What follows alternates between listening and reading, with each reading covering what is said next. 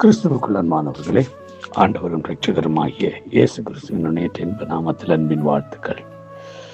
இந்த அருமையான காலவெளி நாம் தொடர்ச்சியாக உடன்படிக்கை குறித்து நாங்கள் தியானித்து வருகிறோம். நேற்றைய தினத்தில் பார்த்தோம், ஆண்டவர் முதலாவது நோவாவோடு பண்ணின உடன்படிக்கையும் இன்றைய காலகட்டம் என்ற காரியத்தில் நாங்கள் தியானித்தோம். நாளில் பார்க்க போகிற இரண்டாவது காரியம், நம்முடைய ஆண்டவர் உடன்படிக்கையை பண்ணுகிறவர் மாத்திரமல்ல, அவர் பண்ணின உடன்படிக்கையை காலத்துக்கு நினைவு கூறுகிற தேவனாக இருக்கிறார். உடன்படிக்கையை நினைவு கூறுகிற தேவன், அவர் மறந்து விடுகிறவர் அல்ல.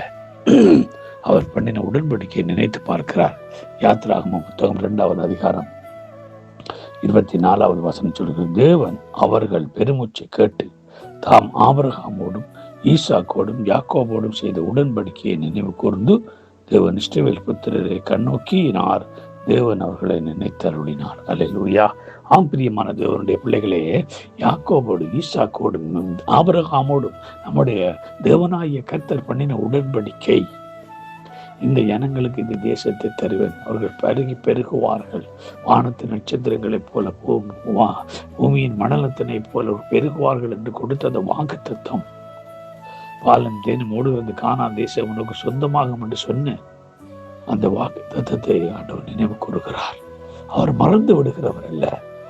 இந்த ஜனங்கள் கீழ்ப்படியாமையினாலே அடிமைத்தனத்துக்கு உட்படுகிறார்கள். அடிமைத்தனத்திலிருந்து ஜனங்கள் அப்படி அழிந்து போக அவர் விடவில்லை. அவர் பண்ணின அந்த உடன்படிக்கையை நினைவு கூர்ந்தார். சங்கீதக்காரன் அழகாக அந்த காரியத்தை குறித்து சொல்லும் பொழுது பார்க்கிறோம். 105வது சங்கீதம் 8ஆம் வசனம் தொடக்கும் போது பார்ப்போம் சொன்னா, 1000 தலைமுறைக்கென்று அவர் கட்டளையிட்ட வாக்கையும் ஆபிரகாமோடு அவர் பண்ணின உடன்படிக்கையையும் அவர் ஈசாக்கு கிட்ட ஆணையையும் என்றென்றைக்கும் நினைத்திருக்கிறார். அதை யாக்கோபுக்கும் பிரமாணமாகவும் இஸ்ரவேலுக்கு நித்திய உடன்படிக்கையாகவும் உறுதிப்படுத்தி உங்கள் சுதந்திரத்தை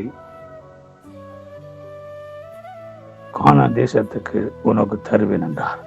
ஆக பிரியமானவர்களே, உங்கள் சுதந்திரமாக அங்கே கானான் தேசத்தை தருவேன் என்று ஆபிரகாமுக்கும் ஈசாக்கு யாக்கோபுக்கும் பண்ணின உடன்படிக்கை அங்கே பார்க்கிறோம்.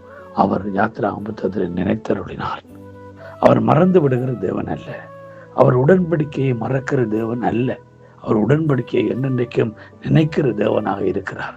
ஆகவே இந்த நாட்களில் பிரியமானவர்களே, நம்மோடு தேவன் உடன்படிக்கை பண்ணினாலும் சரி, நாம் தேவனோடு உடன்படிக்கை பண்ணினாலும் சரி, அந்த உடன்படிக்கையை ஆண்டவர் அவ்விடத்திலேயே மறந்து விடுகிறவர் அல்ல.